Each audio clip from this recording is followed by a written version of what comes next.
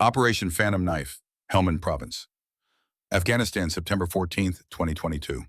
The text crawls across black, white letters, military precision, then nothing. Just darkness and the sound of wind across sand. The convoy doesn't see it coming. 3 Humvees, 12 personnel, standard patrol route through the Sangin Valley. The kind of mission run 1,000 times before. The kind that makes men careless. The IED takes the lead vehicle at 16:47 hours.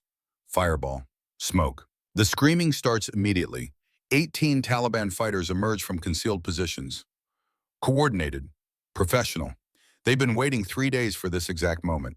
The ambush is textbook perfect. Admiral Garrett Wolfe, riding in the second vehicle, knows immediately they're not getting out. Not all of them. Maybe not any of them. The math is simple and brutal. 12 against 18. No air support for 20 minutes. No quick reaction force within 30 clicks. He keys his radio anyway. Raptor 6 to Overwatch. We are engaged. Heavy contact. Request immediate support. Static. Then a voice. Female. Calm as winter water. Overwatch copies. I have eyes on 18 hostiles. Stand by. Wolf doesn't know who she is. Doesn't matter. In 6 minutes, he won't need to. The first shot breaks at 16:49 hours. Range 1,247 meters. The RPG gunner drops mid-reload. His weapon clatters against stone. The tube rolls down the embankment unfired. Second shot, 3 seconds later. The fighter coordinating from the high ground. Through the skull, clean. Third shot, fourth, fifth. Taliban fighters start to break. Start to run, doesn't matter. You can't outrun radio waves traveling at the speed of light. Can't outrun copper and lead delivered at 2,800 feet per second. By 16:55 hours, 18 hostiles are down. 18 shots, 18 kills. The math is different now. Wolf keys his radio again. His hand shakes slightly. First time in 34 years of service. Overwatch, who are you? The voice returns. Still calm, still winter water. Stay alive, sir. That's all that matters. Then silence. When the AAR comes back, 3 days later, the file lists one name under sniper support. Operator Kincaid Seo. Call sign Reaper confirmed, kills 18 longest distance, 1,247 meters. Wolf requests to meet her, wants to thank her personally, buy her a drink, something. The request comes back denied. Then 16 months later, another file crosses his desk. Operator Kincaid S. Status KIA. Kabul safe house bombing, date 23rd of January, 2023. Recovered remains insufficient for identification. Purple Heart posthumous. Wolf reads it twice. Then he locks it in his desk drawer and doesn't speak of it again. Some debts you can't repay, some names you don't forget. Part 1, The Ghost returns Fort Davidson, Texas, May 15th, 2025. 15:45 hours. The heat comes off the desert in waves. Afternoon sun, 104 degrees. The kind of day where metal burns skin and the horizon shimmers like broken glass. The outdoor range sits at the southern edge of Fort Davidson. 15 lanes, concrete firing positions, target arrays stretching out to 1,200 meters. Everything regulation, everything by the book. Lane 7 sits quiet. A woman sits cross-legged in the shade of the equipment shed, 29 years old though her eyes look older. Uniform standard issue. Faded from too many washings. No name tape, no unit patch, no rank insignia, nothing to identify her except the way her hands move. She's breaking down an M110 sniper rifle. The movements are automatic. Muscle memory carved so deep it doesn't require thought. Bolt carrier, gas regulator, trigger assembly. Each piece comes apart in perfect sequence. Each piece gets cleaned with the same small circular motions. Cloth on metal. The quiet sound of maintenance. She doesn't look up when the boots approach. Doesn't react when the shadow falls across her workspace. Just keeps cleaning. Same rhythm, same precision. Admiral Garrett Wolfe stands above her. 58 years old. Chest heavy with ribbons from 3 decades of service. Jaw set in the expression of a man used to being obeyed immediately. 6 officers flank him. All male. All with that particular swagger that comes from rank and authority and never being questioned. Wolfe looks down at the woman. Looks at the uniform with no markings. Looks at the rifle being disassembled with professional precision. Then he smiles. Not warmly. So tell me, sweetheart, what's your rank?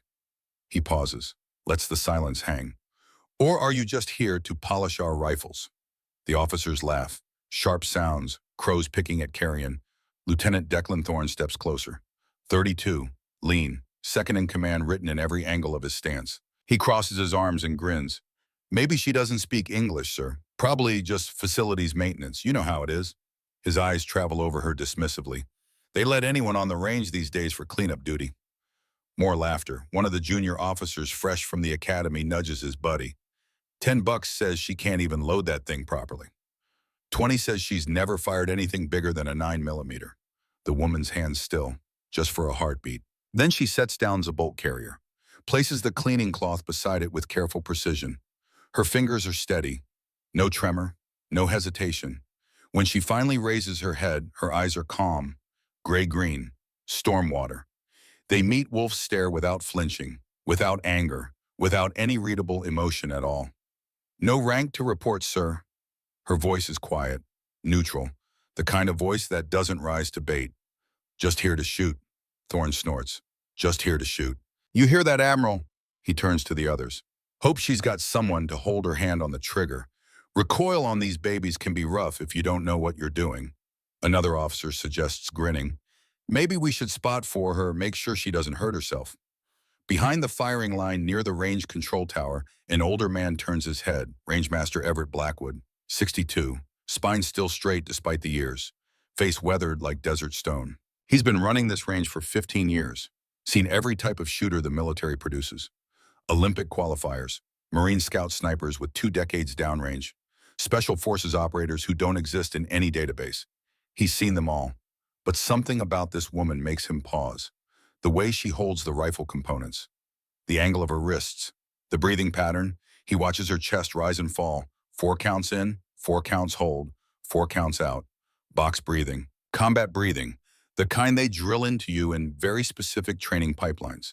The kind most people don't know exists. Blackwood's jaw tightens. He's seen that pattern before, in very specific places, under very specific circumstances. Places that don't appear on maps, circumstances that don't appear in after-action reports. Wolf leans down, voice dropping to that particular tone senior officers use when they want to sound patient, but are actually deeply annoyed. Look at me when I'm talking to you. The woman's hands still again. She sets down the last component, stands without using her hands, rising in one smooth motion from cross-legged to standing, the kind of movement that takes years of practice. She meets his eyes. Wolf is 6'2", she's 5'7". Doesn't matter. Something about her gaze makes him feel like he's the one being measured, being weighed, being found wanting. You're cleared to be on this range. Yes, sir. And you're planning to shoot today. Yes, sir. At what distance?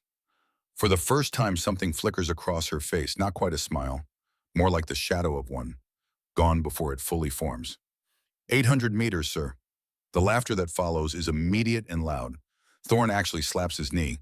800, right, okay. He looks at Wolf. Sir, with all due respect, I'd like to see this, for educational purposes. I think we could all use a good laugh after the morning briefings. Wolf's expression doesn't change, but there's a glint in his eye, amusement maybe, or something harder. By all means, Lieutenant, let's see what our mystery shooter can do. He gestures toward the firing line. Please, show us your skills. The woman picks up the rifle, already reassembled, checks the chamber with a glance that takes less than a second, walks to lane 7. Her boots make no sound on the concrete. Blackwood is already moving toward that lane before he consciously decides to.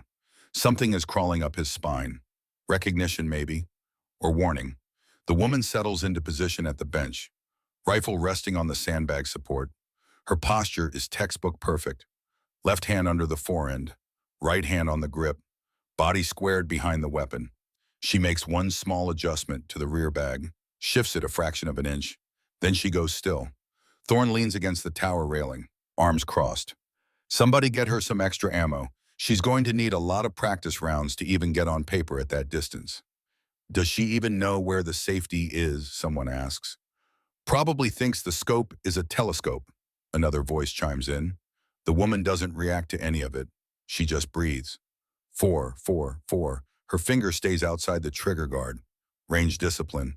Perfect. Textbook.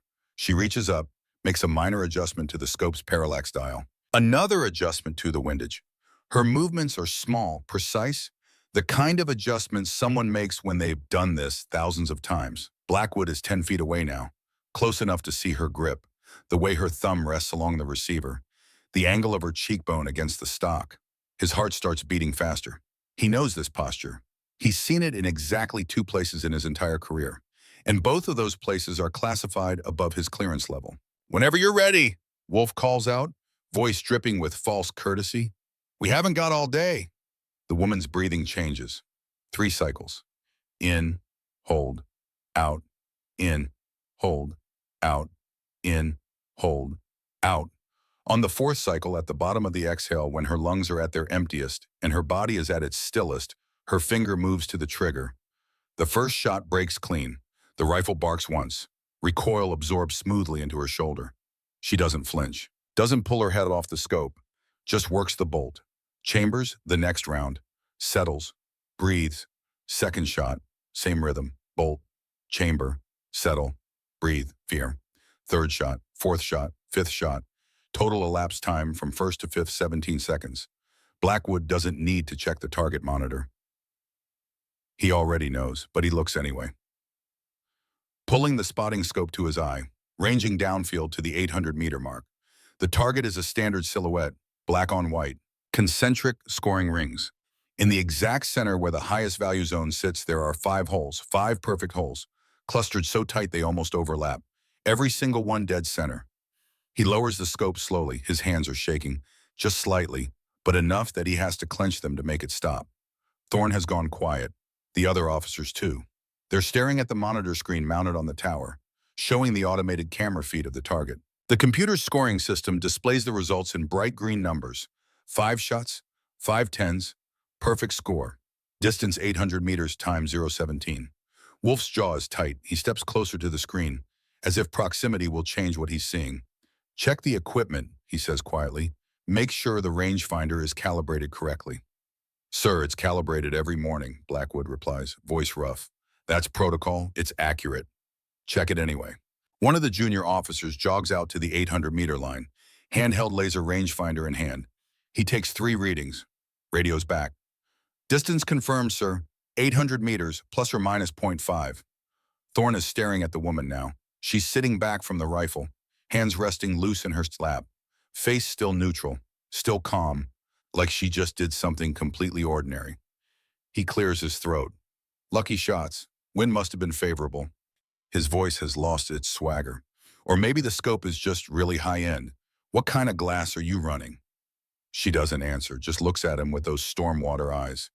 "I asked you a question," Thorne says, voice sharper now. "Standard issue Leopold," she says, "same as everyone else." No way someone shoots like that with standard gear." Thorne looks at Wolf. "Sir, I'd like to inspect her rifle, make sure there's no unauthorized modifications. Laser sights, stabilizers, anything that might give an unfair advantage." Wolf nods once. "Do it." Thorne moves toward lane 7, hand outstretched. The woman watches him come, doesn't move to stop him. He picks up the rifle, turns it over in his hands, checks the scope mounts, the trigger assembly, the barrel. His face grows progressively tighter as he finds nothing. Nothing except a well-maintained, completely standard issue M110 with a Leopold Mark IV scope. No tricks, no modifications. Just a rifle. He sets it down harder than necessary. "Fine, so you can shoot. Doesn't mean anything. One good string doesn't make you a sniper. Could have been luck. Wind. Anything." Blackwood steps forward before he can stop himself. "Lieutenant, that wasn't luck." His voice carries across the range. Several heads turn. "That was Range Master Blackwood. Stand down." Wolf's voice cuts like a blade. "Thank you for your input." Blackwood's mouth closes, but his eyes stay locked on the woman. She meets his gaze for just a moment. Something passes between them. Recognition, maybe. Or warning. Then she looks away, turning her attention back to the rifle. Wolf walks slowly to lane 7, boot heels clicking on concrete. He stops beside the bench, arms crossed, studying her like she's a puzzle he needs to solve. "Where did you train?" "Various locations, sir." "That's not an answer." "It's the only answer I'm authorized to give, sir." Thorne makes a disgusted noise. "You're not authorized. You don't have clearance. You're just some nobody who got lucky with a rifle." He leans in closer. "Probably had someone teach you. Probably practiced this exact range, this exact setup, so you could show off. I've seen it before. People memorizing one trick to impress the brass." The woman doesn't respond, just starts breaking down the rifle again, hands moving through the disassembly sequence without needing to look. Muscle memory. Wolf's eyes narrow. If you're really as good as that one string suggests, you'll have no problem demonstrating it again. Under more rigorous conditions. She pauses. Bolt carrier halfway out. What conditions, sir? Official qualification test tomorrow morning, 0800 hours. His voice drops. Different range, different distance, time limit. The works. If you pass, you get certified. If you fail, he leans down. You're off my range permanently. And I'll make sure everyone knows you were just a one-hit wonder. Sir, with respect, I'm not trying to impress anyone. Then you won't mind proving it. Wolf straightens. 0800 hours. Bring your own gear. And if you're thinking about backing out, don't bother showing up at all. I don't have time for people who waste my resources. Thorne grins. This is going to be fun. I'll make sure to bring a camera, for the records, of course. The officers drift away. Voices rising again in speculation and jokes. Blackwood stays where he is, 20 feet back, watching.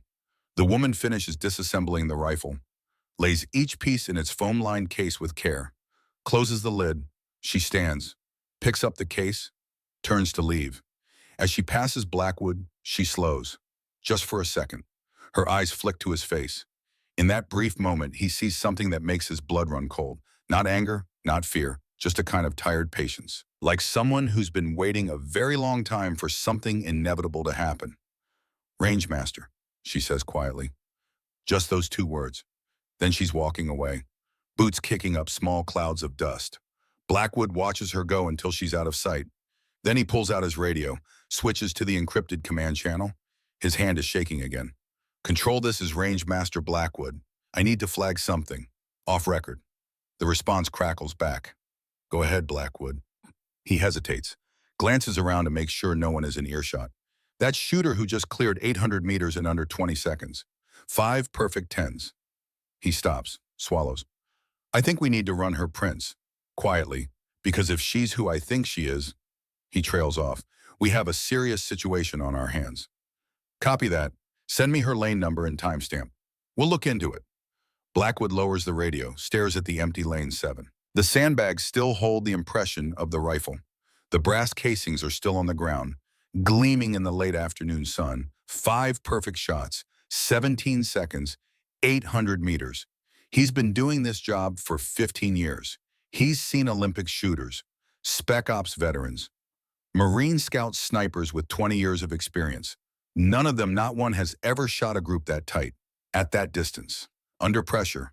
Not unless they were part of something very, very different. He thinks about the way she breathed, 4, 4, 4. He thinks about the grip, the posture, the way her eyes stayed flat and calm when 6 officers were tearing into her, the way she didn't rise to any of it, didn't defend herself, didn't explain, just took it like someone who's been through worse, much worse, like someone who knows that words don't matter when the target is 800 meters downrange. Blackwood picks up one of the spent casings, turns it over in his palm. Standard Lake City brass, nothing special, nothing modified, just a bullet that went exactly where it was supposed to go. He pockets it, almost without thinking, then heads back toward the control tower. His mind is racing now, connecting dots he doesn't want to connect, dots that form a picture he really doesn't want to see. Because if she's who he thinks she is, then Admiral Wolf just made the worst mistake of his career. And tomorrow morning, when she shows up for that qualification test, things are going to get very complicated, very fast. Fort Davidson Administrative Offices, 17:15 hours. Lieutenant Thorne sits in the small office he shares with 2 other junior officers. Laptop open, coffee going cold beside his elbow. He's been staring at the same screen for 30 minutes, watching the range footage on repeat. The woman, the rifle, 5 shots, 17 seconds, every single one dead center. The timestamp in the corner reads 154,722 to 154,739. 17 seconds. That doesn't make sense. He rewinds it again, watches her settle into position, watches the rifle barely move with each shot, watches her work the bolt like she's done it 10,000 times, which he realizes with growing unease she probably has.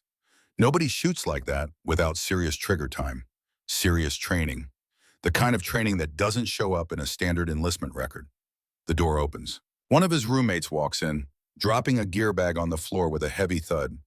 "You still watching that? Let it go, man." "She got lucky." Lucky? Thorne doesn't look away from the screen.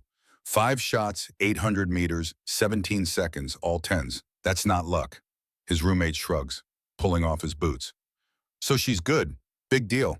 Plenty of good shooters in the military." "Not that good. Not at that distance. Not that fast." Thorne finally tears his eyes away from the laptop. "I've been doing this for 8 years. I qualified expert marksman 3 years running. My best time at 800 meters is 32 seconds for 5 shots. And I was happy with that." He looks back at the screen. "She did it in 17. And her group was tighter than mine ever was." His roommate gives him a long look. "You know what your problem is. You can't stand that some woman just rolled up and outshot you in front of the Admiral. That's what this is about." Thorne opens his mouth to argue, then closes it. Maybe that's part of it. But there's something else. Something he can't quite articulate. The way she moved, the way she breathed, the way she didn't react when Wolf and the others were riding her, like she'd heard worse, like she'd survived worse, like public humiliation was just background noise compared to wherever she'd been before. His phone vibrates. He glances at the screen. Unknown number. He almost doesn't answer. Then something makes him thumb the accept button. "Lieutenant Thorne?" Silence on the other end, just breathing. Then a voice, distorted, electronic. "Did you enjoy the show today, Lieutenant?" His blood runs cold. "Who is this? You know who this is. You've known for 6 weeks. Thorne's hand starts shaking. "What do you want?" "The woman at the range. Find out who she is, what she wants, why she's there." "I don't. Your family is safe for now. Keep them that way. Do your job." The line goes dead. Thorne sits frozen, staring at the phone. His roommate has headphones on now, oblivious. Thorne stands slowly, grabs his jacket, leaves without a word. 6 weeks. 6 weeks of encrypted messages, photographs, threats. Vera and the kids. His whole world used as leverage. And now they want information on the mystery shooter, which means she's important, which means she's dangerous, which means Thorne is caught in something much bigger than he understood. He walks to his car, gets in, sits in the darkness. His hands grip the steering wheel until his knuckles turn white. He's a good officer, always has been. Did everything by the book. And now he's compromised, dirty, working for people who would kill his family without hesitation. The worst part, he doesn't even know who they are. Just a voice on the phone, encrypted messages, photographs proving they can reach his family anytime they want. He starts the engine, drives home. Vera will be making dinner. The kids will be doing homework. Normal? Domestic? Safe. For now. As long as he does what they say. As long as he betrays every oath he ever took. The weight of it crushes him. But what choice does he have? Temporary quarters. Building 12, 2,200 hours. The room is small. Cinder block walls painted institutional beige. Single bed, metal locker, desk and chair bolted to the floor. Standard temporary billeting for transient personnel. No personal items visible except for a single duffel bag on the floor beside the bed. Sloane Kincaid sits at the desk, laptop open, screen casting blue-white light across her face. She's not looking at the screen. She's looking at her hands, at the faint scar tissue on her knuckles, barely visible in the dim light, at the calluses on her fingertips from years of trigger time, at the line on her left ring finger where a piece of shrapnel once embedded itself deep enough to require field surgery. Each mark tells a story. Each scar is a chapter in a book most people will never read. Her sleeve is rolled up now. No reason to hide it when she's alone. The tattoo runs from mid-forearm to just below the elbow. Scope reticle. Crosshairs. The number 247 in clean, precise digits. Below that smaller text, Death's Messenger. And dates 2020 to 2023. The ink is military grade, done by someone who knew what they were doing. It's not decorative, it's documentary. A record. Evidence. She traces the outline with one finger, feeling the slight raised texture where the ink sits under the skin. 247. Not all of them were bad people. Some were just unlucky. Wrong place, wrong time, wrong side of someone else's war. But they all had one thing in common. They were targets. Designated, confirmed, eliminated. She did her job, every single time. The laptop chimes softly. New email. She glances at the screen.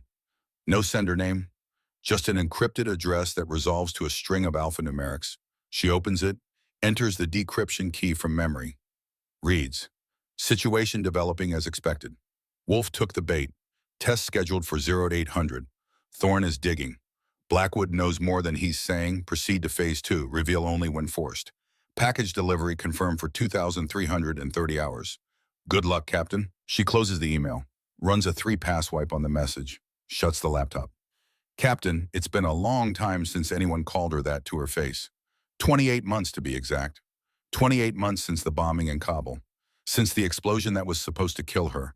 Since the 7 months in that basement room, zip-tied to a chair, answering the same questions over and over while men with blank faces did things she still dreams about when sleep won't come. They thought they broke her. They were wrong. You can't break someone who's already decided they're dead. You can hurt them, make them scream, but you can't take away the core of who they are if they've already let go of everything else. She survived by being empty, by being nothing, by waiting. And then when they finally got careless, when they left her alone for just 15 minutes because they thought she was too damaged to move, she killed 3 of them with a piece of rebar and walked out. Walked 12 miles through hostile territory in the dark, barefoot, bleeding from a dozen places. Made it to a checkpoint manned by coalition forces who almost shot her on sight. The SEALs who extracted her didn't ask questions. They just loaded her onto the helo, wrapped her in a shock blanket, flew her out. The debrief came later, the medical treatment, the psych evals. The decision made somewhere far above her pay grade that Captain Sloan Kincaid was too compromised to return to active duty, that her identity was burned, that for everyone's safety, including hers, she needed to disappear. So they disappeared her. New name, new records, new life. She became a ghost. In truth, not just in call sign. And for 28 months, she lived quietly, worked odd jobs, stayed off the grid, tried to figure out who she was when she wasn't Reaper anymore. But then the intel came through, the same network that killed her father, the same people who sold her to the Taliban. They were still operating, still embedded in the military infrastructure, still selling information, sabotaging operations, getting good people killed for profit.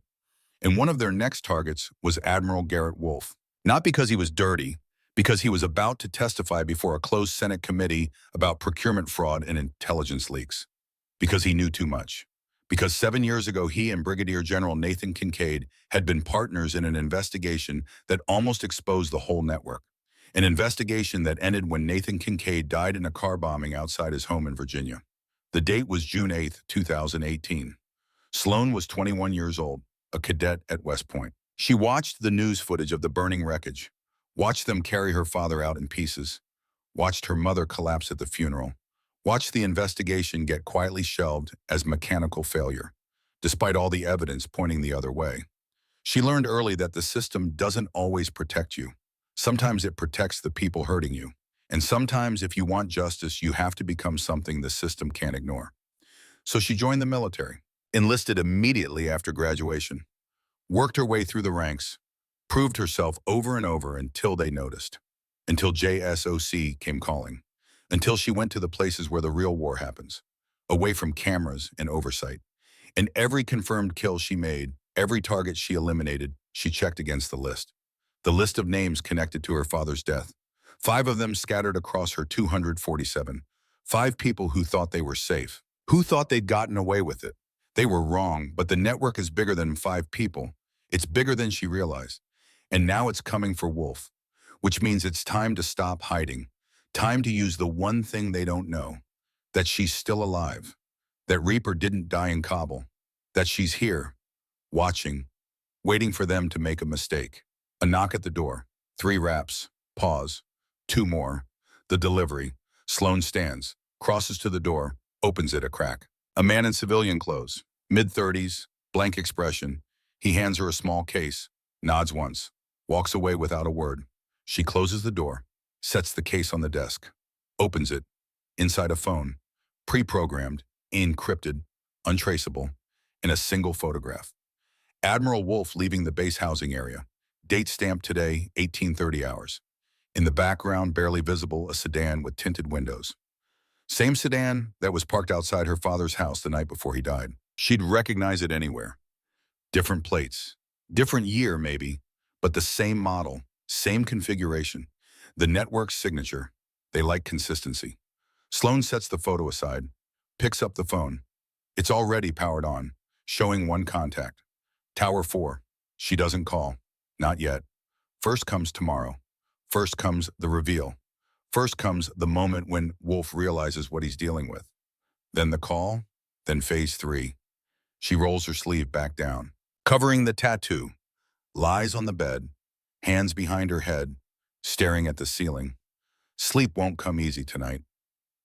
It never does before an operation, but that's fine. She's used to operating on no sleep, used to functioning through pain, through fear, through everything the human body is supposed to shut down from.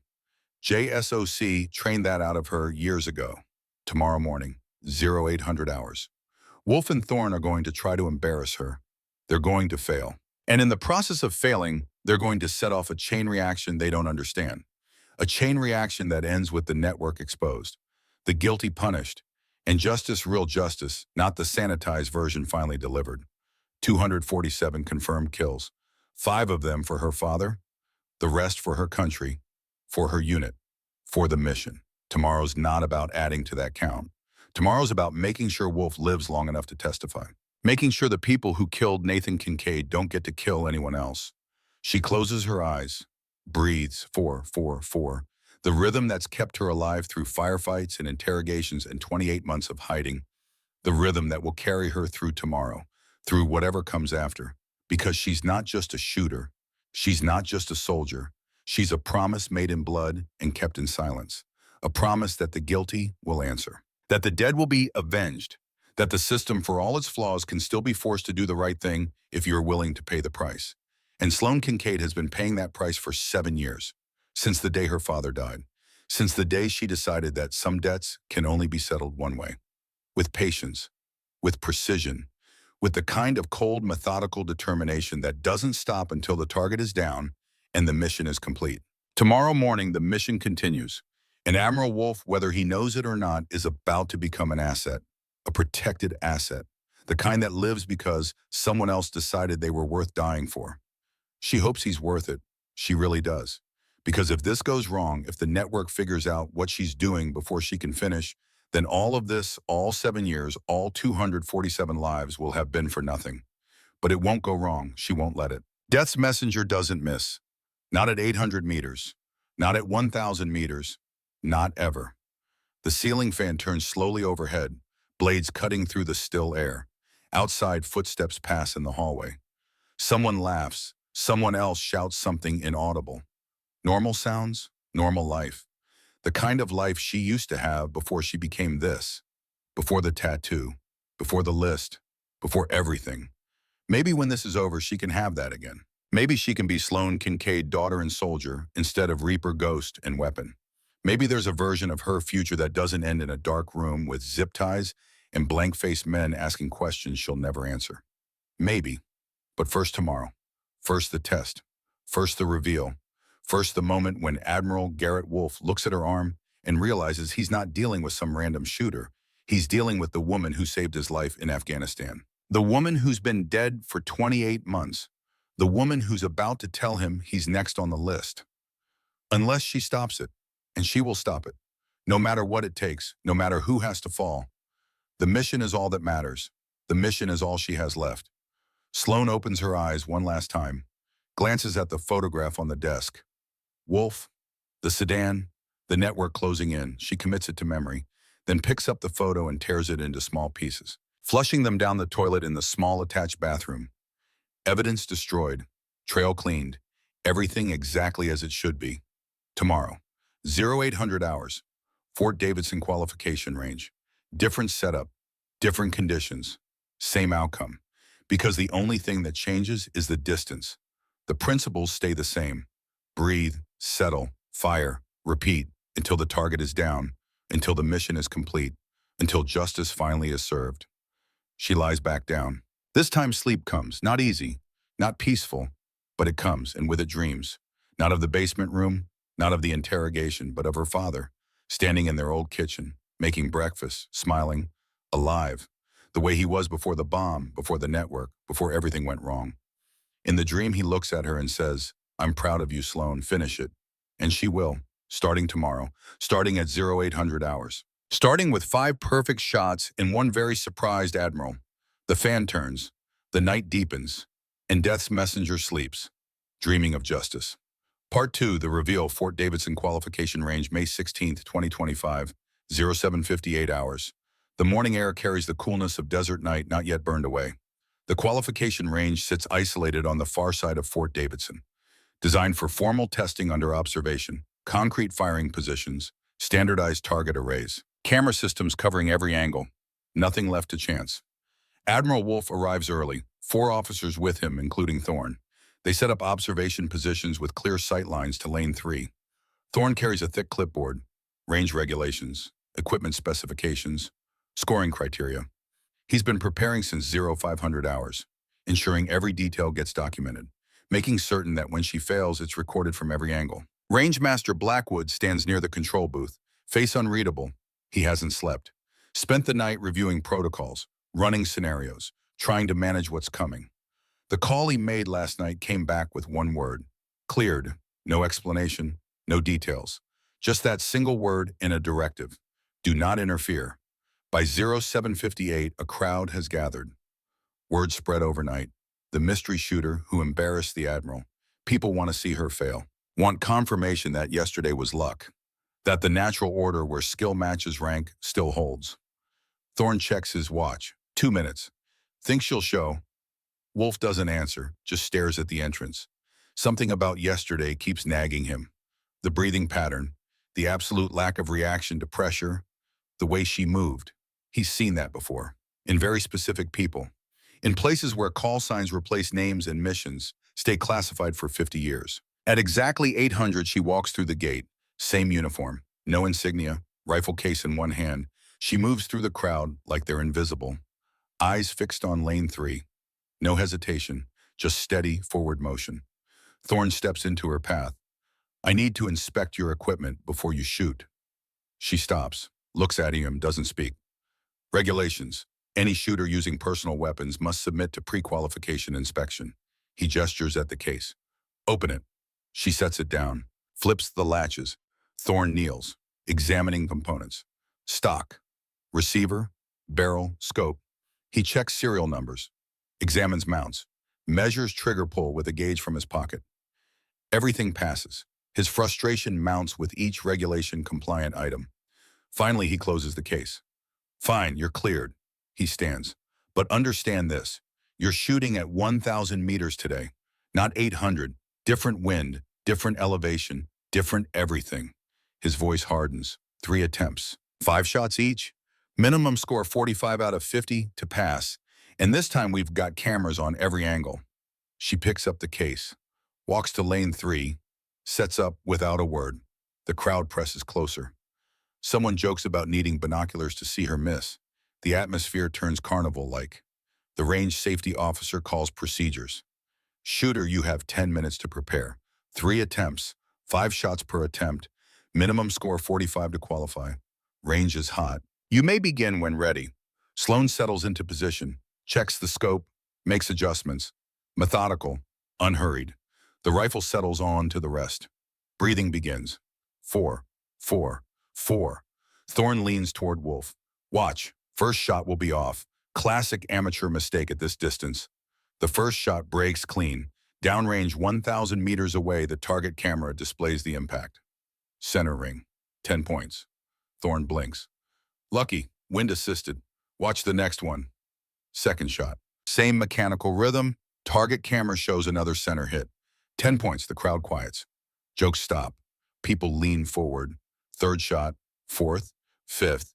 Each lands center ring. Perfect group. 50 out of 50. First attempt. Thorne stares at the monitor. His face goes pale. Check the rangefinder.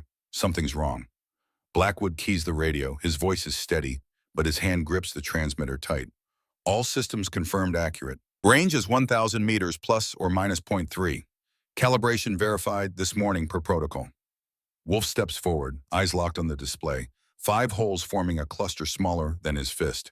At 1,000 meters, with variable wind, his mind races, connecting dots. The breathing, the posture, the precision.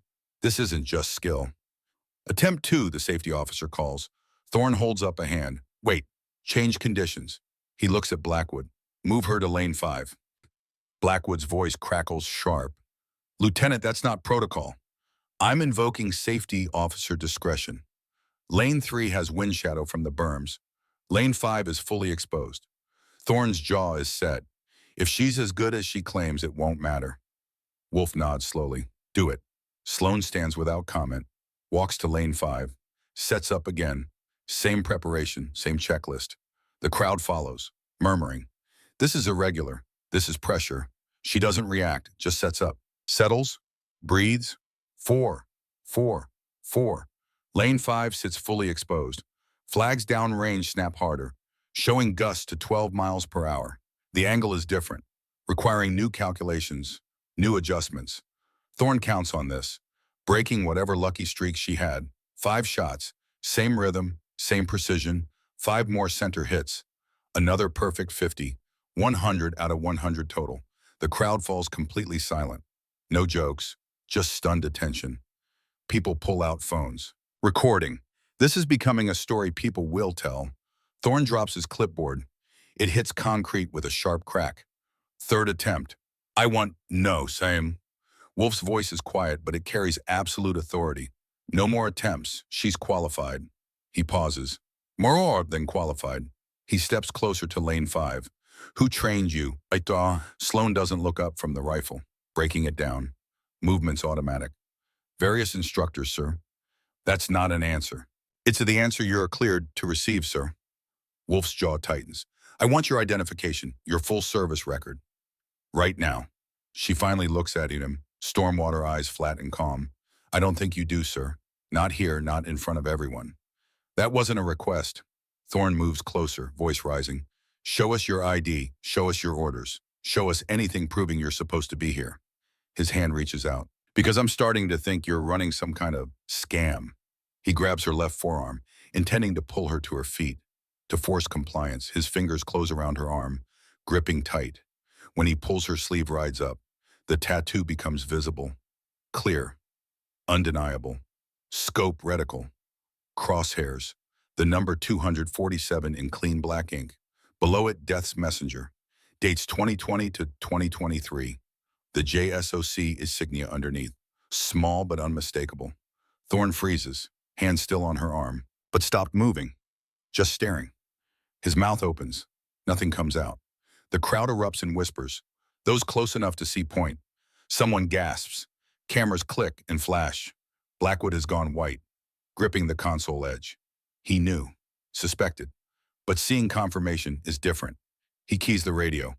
All personnel, stand down. I repeat, stand down. Wolf stares at the tattoo. His face cycles through confusion, disbelief, recognition, horror. His lips form a word that doesn't come out at first, then louder. 247. Sloan pulls her arm away gently. Thorne lets go like he's been burned. She rolls the sleeve back down. But the damage is done. Everyone saw. The silence is absolute. 50 people frozen. The name, the number, the dates ending in 2023. Wolf's voice barely whispers. Reaper. Then louder as memory crashes into him like a freighted train. You're Reaper. An older man pushes through the crowd. Master Sergeant Boone Merrick. Retired. Drove from Mesa at Blackwood's request. Arrived an hour ago and stayed in the back. Watching. He stops 10 feet away. Looks at the tattoo still partially visible where the sleeve hasn't quite covered it. His face transforms. Recognition, respect, awe. Operation Phantom Knife, Afghanistan, September 2022. You pulled Wolf's team from that valley. He takes a step closer. 18 hostiles down in 6 minutes. Longest confirmed kill, 1,247 meters. Another step.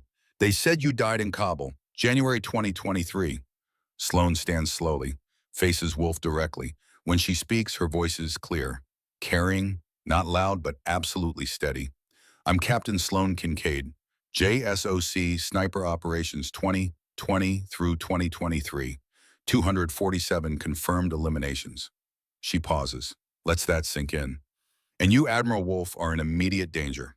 Wolf steps back, processing, mind racing through implications. What are you talking about? The same network that killed my father, Brigadier General Nathan Kincaid, 7 years ago is targeting you. Her voice doesn't waver. They know you're scheduled to testify before the Senate Armed Services Committee in 21 days. They know you have evidence of $2 billion in procurement fraud. They're planning to eliminate you before that happens. Thorne finds his voice, shaky. That's insane. Sloan turns to him. Those gray-green eyes lock onto his face. Lieutenant Thorne, how long has your family been receiving threats? The color drains from his face. When did photographs start arriving, ones showing your wife Vera leaving work, your children Lily and Owen at school? Thorne goes rigid. His hand unconsciously moves to his pocket where his phone sits. How do you know those names? Because the same people threatening them sent me to die in Kabul. Her voice is still calm, clinical, delivering facts. They've been using you, putting pressure on you to sabotage anyone getting close to Wolf. They have your family right now, and they're using you to ensure Wolf dies before he testifies. Thorne's hands start shaking. You don't know what you're talking about. Warehouse, industrial district, south side of base. 2 guards outside, 3 inside with hostages. She recites it like reading from a file. You've been getting encrypted messages for 6 weeks. First, small things, reports, schedules, then escalation, instructions to interfere with anyone showing unusual interest in Wolf. She takes a step toward him. Yesterday when I showed up, they told you to make sure I failed publicly. Thorne backs away, his face collapsing. I didn't have a choice.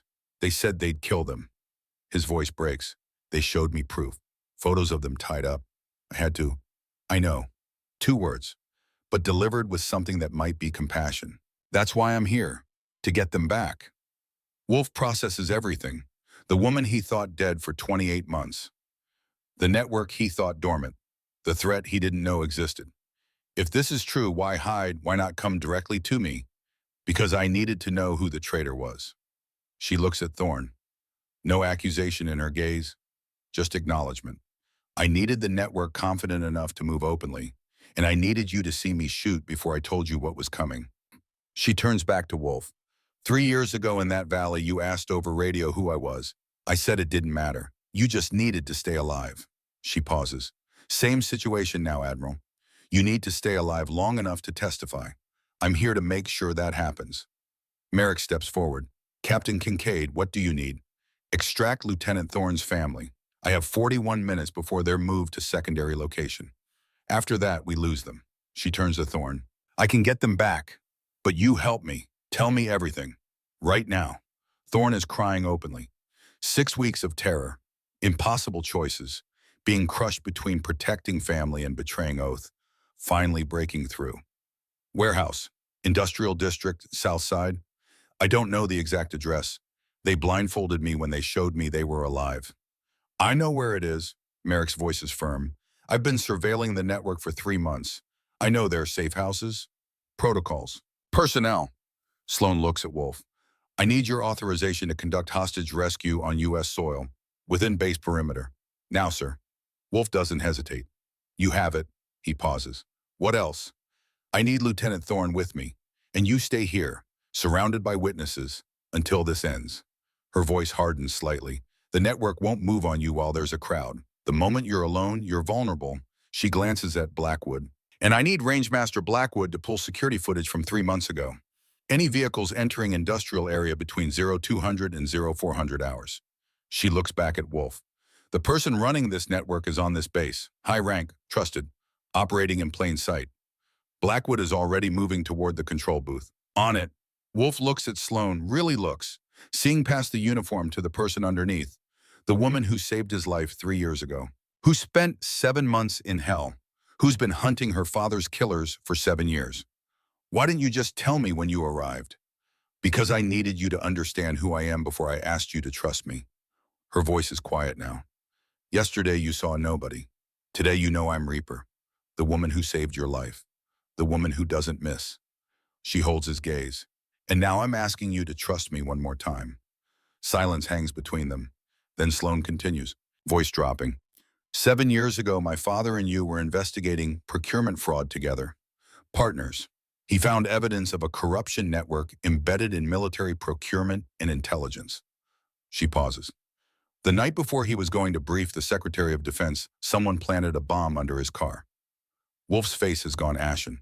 I was 21 years old, cadet at West Point. I watched the news footage, watched them carry him out in pieces. Her voice stays steady, but something raw enters it. They ruled it mechanical failure. Closed the investigation. But I knew. Even at 21, I knew someone murdered him. She takes a breath. So I waited, graduated, joined the military, worked my way up, got recruited to JSOC, and every mission I ran, every target I eliminated, I checked against a list. Her hand unconsciously touches her forearm. A list of names connected to my father's death. 5 of my 247 were on that list. 5 people who thought they'd gotten away with killing a brigadier general. Wolf's voice is barely audible. Nathan Kincaid was my friend, my partner.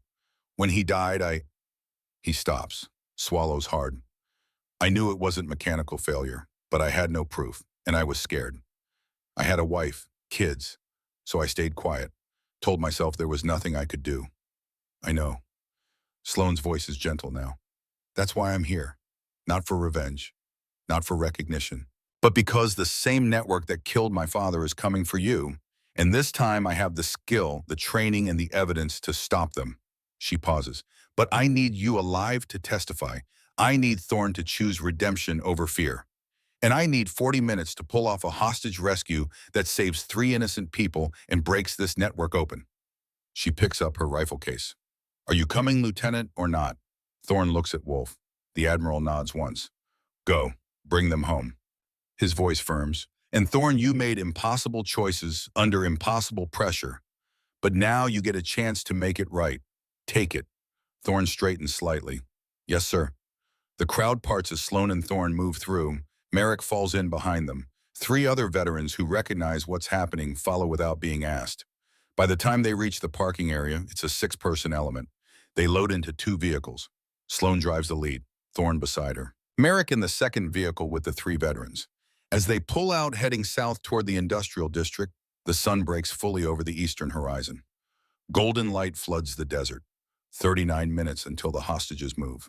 Blackwood pulls Wolf aside as the vehicles disappear. Sir, the footage. I've been reviewing it for weeks. He pulls up a tablet, shows vehicle timestamps. This sedan, it appears 17 times, always between 0200 and 0400. Always the same route, industrial area to base housing. He zooms in on one frame. Registered to base motor pool, but checkout logs show it's been signed out to the same person every time. He taps the screen. Colonel Iris Caldwell, Deputy Commander Fort Davidson. Wolf stares at the image. Caldwell. She's my logistics officer. I've worked with her for 3 years. Perfect cover, sir. Merrick's voice comes from behind them. He stayed back for this moment before following. Embedded 12 years. Slow build. Trusted position. Access to everything. He looks at Wolf. Your father and Nathan were close to exposing her 7 years ago. The car bomb stopped that. She's been operating freely ever since. Wolf's hands clench into fists. Where is she now? Her office, but sir, Blackwood's voice carries warning. Captain Kincaid said to stay here, surrounded by people. I'm not hiding while she rescues hostages. With respect, Admiral, you're the primary target. Merrick steps closer. Caldwell wants you dead before testimony. If you go anywhere alone, you make her job easy. Wolf looks around at the crowd, still gathered, still watching. He keys his radio. Base security, this is Admiral Wolf. I need a full security detail. 20 personnel, armed, to my location immediately. The response crackles back. Roger, Admiral, ETA 5 minutes. Wolf looks at Blackwood and Merrick.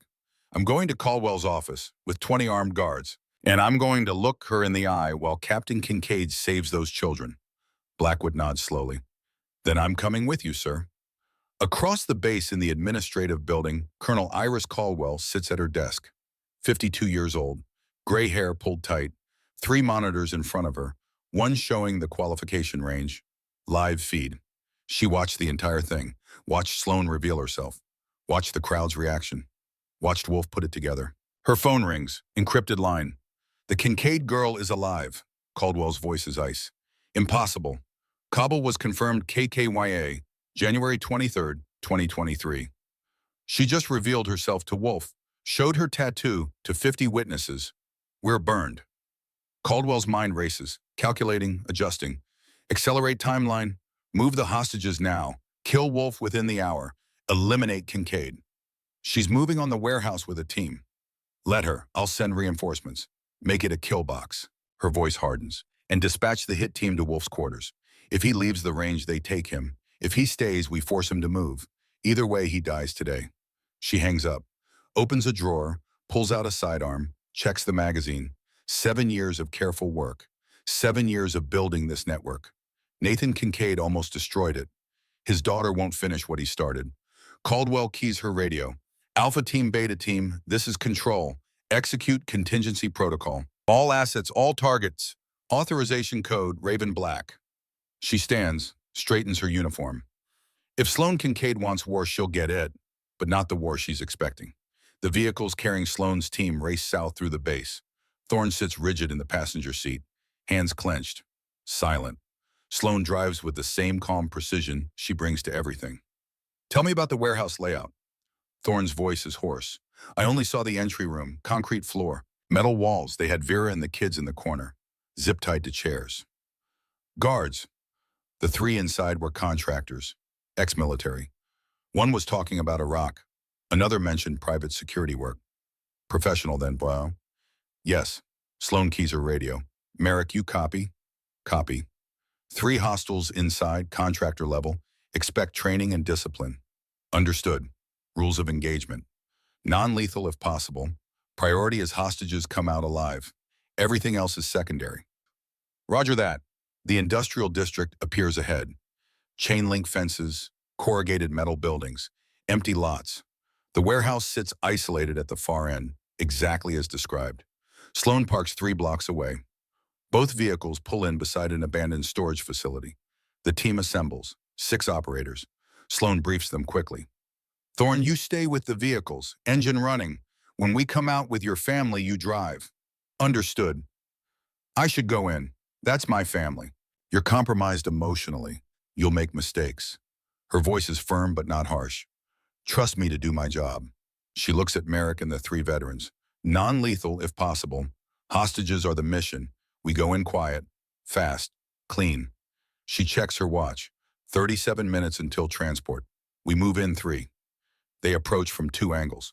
Sloan takes east, Merrick takes west. The warehouse looms ahead. 2 guards outside, smoking, weapons slung casual. They're not expecting trouble. The network has operated untouched for years. Complacency has set in. Sloan's hand moves in signal. Merrick acknowledges. On 3. 1, 2, 3.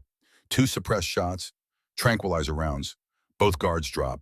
Cigarettes fall from limp fingers. The element moves to the door. Sloan doesn't breach dramatically. She picks the lock, opens the door slowly. Silence is a weapon too. Inside, 3 men sit playing cards. Behind them in the corner, Vera Thorne and 2 children sit bound to chairs. The kids are crying quietly. Vera looks exhausted, terrified, but unharmed. The men don't have time to react. Sloan's element moves like water, smooth, fast, overwhelming. Within 15 seconds, all 3 are on the ground. Flex cuffed, disarmed. Vera is crying harder now, relief flooding through her. Merrick cuts the zip ties. You're safe now, he says quietly. Your husband sent us. Lily, 8 years old, clings to her mother. Owen, 6, is shaking, but they're alive, unharmed, safe. Sloan moves to the back office, rifle ready, kicks the door open. Empty. No Caldwell, just a desk, a laptop, closed. She moves to it, opens it, encrypted screen, but there's a note taped to the keyboard, handwritten. Hello, Captain Kincaid. You're too late. Wolf dies in 12 minutes, and so do you. Sloan keys her radio immediately. Blackwood, Wolf still at the range, static. Then Blackwood's voice, urgent. Negative. He left with security detail 5 minutes ago, heading to confront Caldwell at her office. Recall him now. Trying, he's not responding. Sloan's mind races. The warehouse was a diversion. The real target was always Wolf. Draw Sloan away, kill Wolf while she's occupied. She turns to Merrick. Get the family to Thorne, then get them to medical facility. Surrounded by people, safe location. What about you? I'm going to Wolf's location. Caldwell's playing us. She's already moving, running for the vehicle. Behind her, Merrick is shouting orders, coordinating extraction. Sloan reaches the vehicle, starts the engine. Tires scream, racing back toward the administrative building. 12 minutes, maybe less. The mission just changed. And Death's Messenger doesn't miss. Not today, not ever. Part 3, Death's Messenger Administrative Building, 0849 hours. Sloane's vehicle screams into the parking lot. Gravel sprays, brakes lock. She's out before the engine fully stops. The administrative building rises 3 stories. Red brick, built in the 1960s. Solid and institutional. Caldwell's office is on the 3rd floor, southwest corner. 20 armed security personnel stand at the entrance. Wolf is already inside. Sloane keys her radio as she runs. Blackwood, where's Wolf now? 3rd floor, Caldwell's office.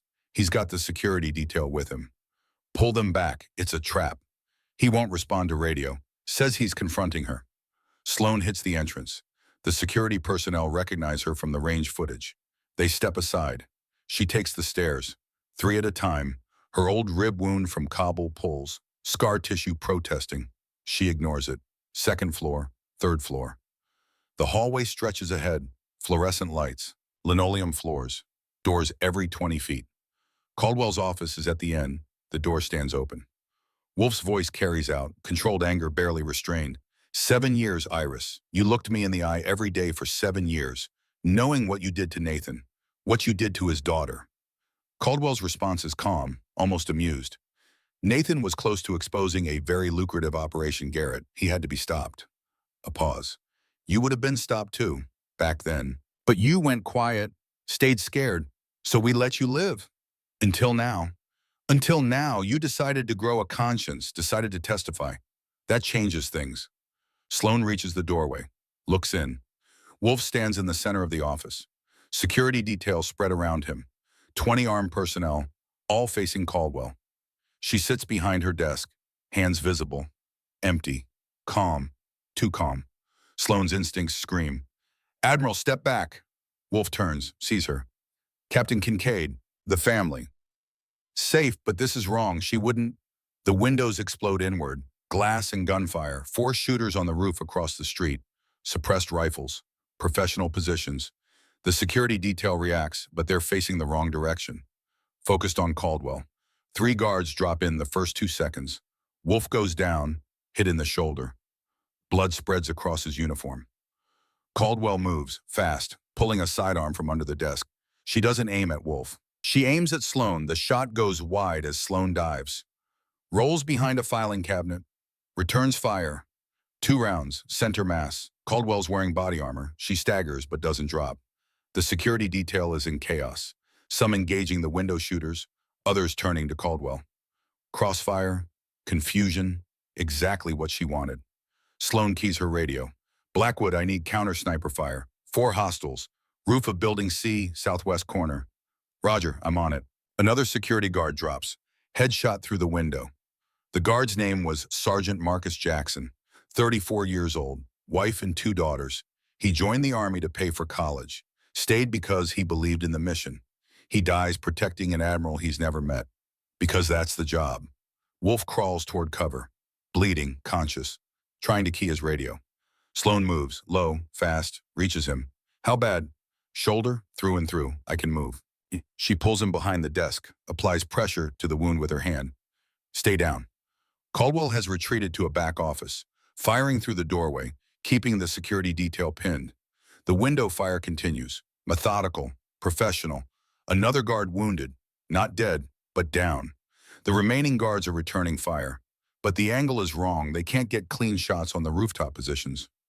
Sloane assesses, 4 shooters on the roof, 1 Caldwell in back office, 15 security personnel still standing, 1 wounded admiral. The math isn't good. She keys her radio again. Merrick, what's your location? En route to you, ETA 3 minutes with 2 operators. I need you on building C roof, 4 hostiles engaging through windows. Copy, moving. Sloane turns to the nearest guard, older, maybe 35. Steady despite the chaos. What's your name, Sergeant? Morrison, ma'am. Morrison, I need you to coordinate suppressing fire on that back office. Keep Caldwell pinned. Can you do that? Yes, ma'am. Morrison starts directing the remaining guards, establishing a firing line. Controlled burst into the back office doorway. Caldwell's fire slows. She can't advance, but she's not retreating either. The rooftop fire has slowed too, from outside the crack of a precision rifle. Blackwood. His voice comes over the radio. Hostile 1 down. Adjusting for hostile 2. The old range master still has it. 3 seconds later, another shot, another report. Hostile 2 down. The remaining 2 rooftop shooters break position. Running. They know they're being hunted. Merrick's voice cuts in. We're on the roof, engaging hostiles 3 and 4. Gunfire. Sharper. Closer. The distinctive crack of M4 carbines. 10 seconds of sustained fire. Hostiles 3 and 4 neutralized. Roof secure. Sloan keys her radio. All units, building A is locked down. No one in or out. Caldwell is still inside. She looks at Morrison. Casualty report. Morrison's face is grim. 3 KIA, 4 wounded.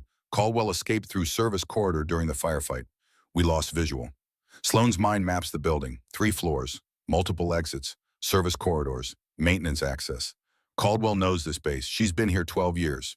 She has exits planned. Merrick, can you get to the basement level from your position? Affirmative, access stairs on east side. Do it. She's going underground, trying to reach the vehicle tunnels.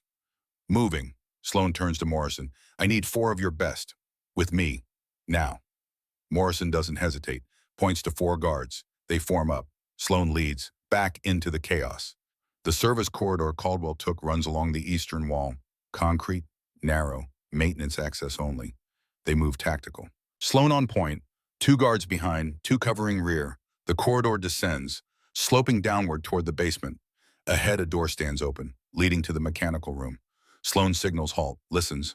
Footsteps, below, moving fast. She keys the radio. Merrick, she's heading to the vehicle tunnels. Cut her off at Junction B. Roger, moving. Sloan advances. Through the mechanical room, boilers, pipes, the smell of oil and old concrete, another door, stairs leading down. She descends, weapon up, finger on the frame. Not the trigger, not yet. The basement level spreads out. Old. From when the building was constructed in the 60s. Cold War era construction. Built to last, the vehicle tunnels connect 3 buildings. Emergency evacuation routes. Barely used now. Caldwell would know them. Would have planned this. Sloan reaches the tunnel junction. 3 passages branch off. North, east, south. Fresh footprints in the dust. Leading east, she follows. The tunnel is dark. Emergency lights every 50 feet. Barely enough illumination to see. Her eyes adjust. A head movement. A shadow crossing between lights. Colonel Caldwell, stop. The shadow stops. Turns. Caldwell stands 100 feet away. Sidearm raised. Captain Kincaid, I wondered when you'd catch up. Her voice echoes in the tunnel. It's over, Iris. Wolf is alive. Your shooters are down. The network is finished. You think it's that simple?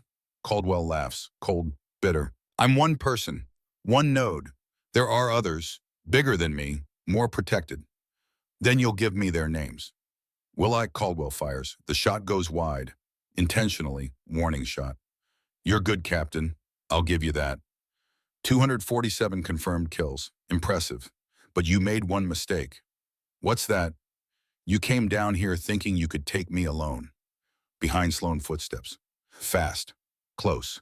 She spins. 2 security guards from Morrison's team. But their weapons are aimed at her. Not at Caldwell. Corporal Hayes and Private Donovan work for me, Caldwell says. Have for 3 years. You think I could operate on this base without loyal personnel? The 2 guards don't speak. Just keep their weapons steady. Sloan assesses. 2 behind, 1 ahead, 3 armed hostiles. Her rifle is useless at this range in this confined space. The math has changed again. Caldwell steps closer. Here's what happens next. You drop your weapon, I walk out, disappear. And maybe I let you live.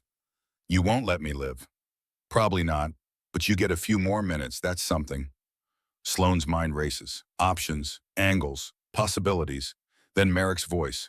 Quiet, from the darkness behind Caldwell. Or I shoot you in the back, Colonel. That's also an option. Caldwell freezes. Merrick emerges from the south tunnel. Weapon raised, 2 operators with him. The math changes again. Hayes and Donovan turn, trying to cover both directions. It's the opening. Sloan moves, fast, dropping low, rolling left. Her rifle comes up, aimed at Hayes. Drop it, now. Hayes hesitates, looking at Donovan, at Caldwell, at Merrick. Too many guns, too many angles. His weapon lowers. Donovan follows. On the ground, hands behind your heads. They comply. Caldwell stands alone. Surrounded, she lowers her weapon slowly, sets it on the ground. You think this matters? You think testifying will change anything? Her voice is defiant. The system is broken. People like me are symptoms, not the disease. Sloan steps closer, close enough to see Caldwell's face in the dim light. My father believed in the system, died trying to fix it.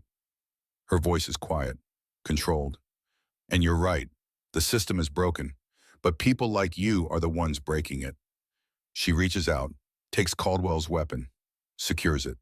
And people like me are the ones fixing it. One mission at a time. Merrick and his operators move in, flex cuffing Hayes and Donovan.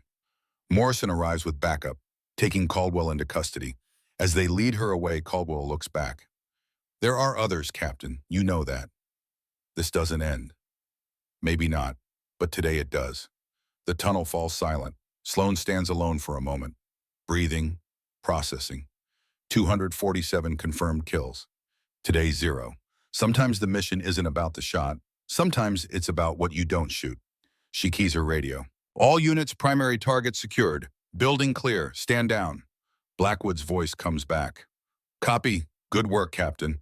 Sloan climbs the stairs, back to ground level, out into the sunlight. The base is in controlled chaos. Medical personnel, security, command staff, but it's over. Wolfett is in an ambulance, being treated. Shoulder wound serious but not life-threatening. He'll live. He'll testify. Thorne is arriving with his family. Vera is crying, holding Lily and Owen, safe. The kids are traumatized. It'll take time, therapy, but they're together. That's what matters. Merrick approaches Sloan. His face is grim. Jackson didn't make it. Took a round to the head. Died instantly. Sloan's chest tightens. Sergeant Marcus Jackson. She didn't know him, never spoke to him, but he died on her operation. He have family. Wife, 2 daughters, 8 and 6. The same ages as Thorne's kids. She nods slowly. The kiss, always a cost. I'll write the letter. Captain, you don't have to. I do. He died protecting Wolf. On my mission. My responsibility. Merrick doesn't argue. They stand in silence, watching the organized chaos. Blackwood joins them. His face shows the weight of the day. Hell of a morning, he says quietly. Sloan looks at him. That shot you made. Hostile one at 200 meters. Through a window. You said you hadn't made a shot like that in 15 years. Blackwood shrugs. Some things you don't forget. You just needed someone to trust you could do it. Thank you, Rangemaster. Thank you, Captain, for finishing what your father started. 3 weeks later, the Senate hearing room is packed. May 23, 2025. The Armed Services Committee. Closed session. Admiral Garrett Wolf sits at the witness table, shoulder bandaged but healing. He testifies for 6 hours. Names, accounts, evidence, patterns of procurement fraud dating back 12 years. $2 billion diverted. Operations compromised. Good people killed. All of it meticulously documented. The senators listen, some in shock, some in anger, some in grim acknowledgement that corruption runs deeper than anyone wanted to admit. Colonel Iris Caldwell receives 35 years. No parole. Federal prison. 4 other officers receive sentences ranging from 20 to 30 years. 12 more face courts-martial. Hayes and Donovan, 20 years each. Conspiracy and accessory to murder. The network shatters, but not completely. It never does. Some people escape. Some evidence disappears. Some connections remain hidden, but the core is broken. The procurement system gets reformed. New oversight, new accountability. It's not perfect, but it's better. Lieutenant Declan Thorne faces a different kind of judgment. Court-martial. The evidence is clear. He compromised operations, sabotaged investigations, aided hostile actors, but the circumstances matter. His family was held hostage. He was threatened, coerced. The verdict? Dishonorable discharge, but no prison time. Mitigating circumstances. Wolf speaks at the hearing. Lieutenant Thorne made impossible choices. He chose his family over his oath. I can't condone that, but I understand it. And when given the chance to make it right, he took it. He helped rescue his own family. He exposed the network. That counts for something. Thorne accepts the discharge without appeal. He moves his family off base, buys a small house in San Antonio, gets a job in construction, coaches Owen's baseball team, helps Lily with homework, tries to be a father, a husband, a good man. It's not the life he planned, but it's the life he has, and he's grateful for it, because it could have ended so much worse. Sloan isn't there to see any of it. She's in Arlington, standing at a fresh grave. Sergeant Marcus Jackson, beloved husband and father, 1991 to 2025. The funeral was yesterday, small, private, just family and a few brothers in arms. Sloan came today, after everyone left. She kneels, places her hand on the cold headstone. "I'm sorry," she whispers. "You did your duty. You shouldn't have had to." She stays there a long time. When she finally stands, Wolf is waiting, 50 feet back, giving her space. He approaches slowly, arm in a sling but otherwise recovered. "The Medal of Honor paperwork is being prepared." Sloan shakes her head. "No, sir. Captain." "Respectfully, I decline." She looks at Jackson's grave. 247 people are dead by my hand. Some deserved it. Some, she trails off. "That's not hero work. That's just the job." Wolf is quiet for a moment. "Your father told me something, the night before he died." Sloan looks at him. "He said, tell Sloan she doesn't have to be a soldier. She can just be my daughter." "That's enough." Her eyes close. A single tear tracks down her cheek. "Thank you, sir, for that, and for finally standing up. I should have stood up 7 years ago. Maybe Nathan would still be alive.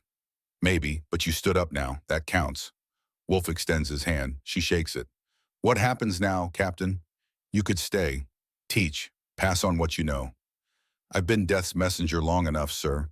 She looks around Arlington. Thousands of white headstones stretching across rolling hills. 247 is enough, more than enough. "What will you do? Figure out who Sloan Kincaid is when she's not Reaper." She starts walking toward the exit. Wolf calls after her. "You'll always have a place here. If you change your mind." She doesn't turn back, just raises a hand. Acknowledgement. Goodbye. Blackwood is waiting at the cemetery entrance, leaning against his truck. "Thought you might want company," he says. Sloan smiles. Small, genuine. "Thanks, Rangemaster." "Everett, we're not on the range anymore." They stand in comfortable silence. Two people who've seen too much, done too much, trying to find their way back to something normal. "What are you going to do now?" Blackwood asks. "Don't know. Find a place, somewhere quiet. Try to sleep without nightmares. If you need help with that, let me know. I've got a cabin in New Mexico, middle of nowhere, peaceful." You offering, suggesting, "Place has been empty for 3 years, since my wife died. Could use someone to look after it." Most Sloan considers this. "I'll think about it." "Take your time. Offer stands." They shake hands. Blackwood gets in his truck, drives away. Sloan watches him go. Then she walks to her rental car, gets in, sits for a moment. Her phone buzzes. Text message. Unknown number. Senator Wallace identified as potential threat to Oversight Committee. Assistance requested. Authorization granted. Response required within 48 hours. Her thumb hovers over the screen. For a long moment, she doesn't move. Then she deletes the message. Powers off the phone. Some missions you accept. Some you walk away from. She starts the car, drives west, toward New Mexico, toward Blackwood's cabin, toward something that might be peace. 6 months later. November 2025. New Mexico. The house sits alone in the desert. Adobe construction. Simple, quiet, miles from the nearest neighbor. The kind of place where you can see the stars at night. Where the silence is so complete you can hear your own heartbeat. Sloan sits on the porch. Morning coffee. Watching the sunrise paint the landscape in copper and gold. The rifle case sits in the closet. Sealed, untouched since she arrived. Her laptop rests on the table beside her. Closed. She doesn't check email anymore. Doesn't respond to requests. Doesn't take missions. The tattoo is still there. 247, Death's Messenger. A record of who she was, but not who she is. Not anymore. She's been seeing a therapist. VA approved. Twice a week at first, now once a month. The nightmares have lessened. Not gone, but manageable. She can sleep most nights without seeing the basement room in Kabul, without hearing the screams, hers and others. Blackwood visits sometimes, brings groceries, checks in, doesn't push. They sit in comfortable silence. Two veterans. Two people who understand that some things don't need words. Merrick came by last month. Showed her photos of Thorne's family. Vera smiling. The kids playing baseball. Healing. He didn't stay long, just wanted her to know the people she saved were doing okay. That it mattered. That she mattered. Wolf sends letters, updates on the investigation, the reforms, the changes. He retired in August. Full honors. Started the Brigadier General Nathan Kincaid Memorial Scholarship Fund. First recipient, Sergeant Jackson's oldest daughter. Full ride to college. Sloan cried when she read that letter. Good tears. For the first time in years. She's been writing too. Journal entries, nothing formal, just thoughts, processing, healing. Today marks 6 months since Fort Davidson. 6 months since I stopped being Reaper. Some days are harder than others. The instinct to plan, to calculate, to eliminate threats before they manifest.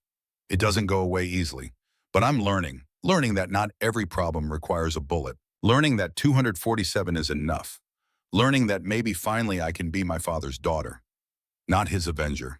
She pauses, sips her coffee. In the distance, a hawk circles, hunting, patient. She watches it for a while.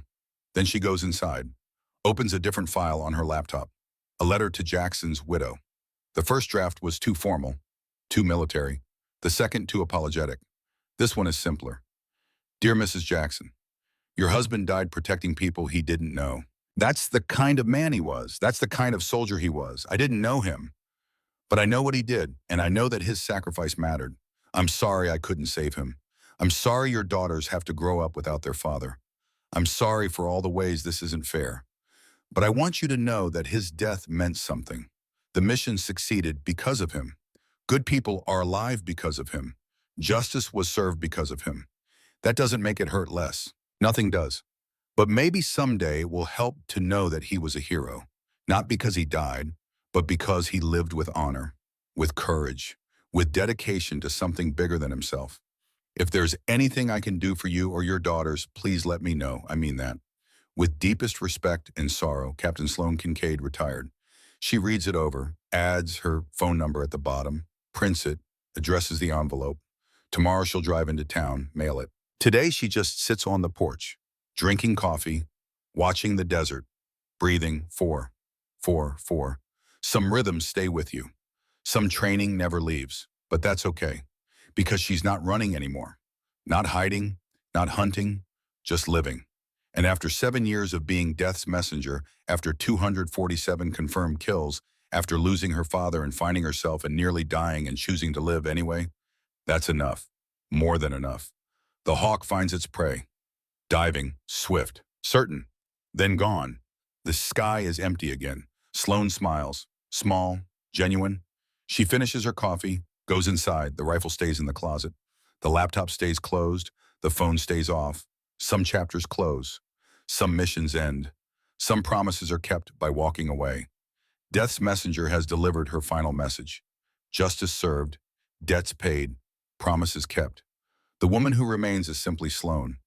Daughter, soldier, survivor. Enough. The desert stretches endlessly. Silent, patient, waiting for nothing. And in that silence, finally, Sloan Kincaid finds peace.